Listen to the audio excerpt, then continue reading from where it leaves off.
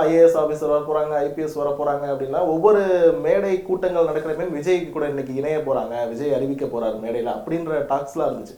But அந்த கரூர் சம்பவத்துக்கு பிறகு ரொம்பவே ஒரு தோல்வி ஏற்பட்ட மாதிரி ஆயிடுச்சு. நான் வந்து கிரவுண்டில் நிறைய பேர்கிட்ட பேசுகிறோம், நிறைய ஆக்டிவிட்டி பார்க்குறோம். அரசியல் ரீதியாக நீங்கள் சொல்கிற விஷயங்கள் எல்லாமே ஃபேக்சுவலாக கரெக்ட்.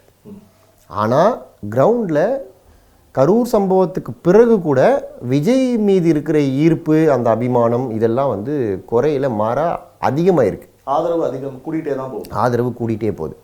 ஸோ நாங்கள் வந்து ஒரு 4 மாதத்துக்கு முன்னாடி எடுத்த சர்வேக்கள்லையோ 2 மாதத்துக்கு முன்னாடி எடுத்த சர்வேலையோ இப்போ ரீசெண்டாக நாங்கள் எடுக்கக்கூடிய டிஸ்ட்ரிக்ட் சர்வேஸ்லையோ பார்த்தீங்கன்னா கன்சிஸ்டண்ட்டாக கிராஃப் வந்து ஏறிக்கிட்டே தான் போதே தவிர டிப்பாக மாட்டேங்குது.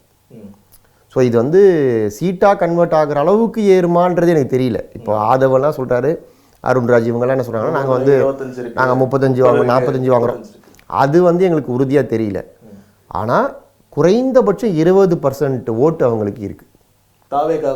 தாவேகாவுக்கு 20% ஓட்டு ஆல்மோஸ்ட் எல்லா தொகுதிகள்லையுமே இருக்குது.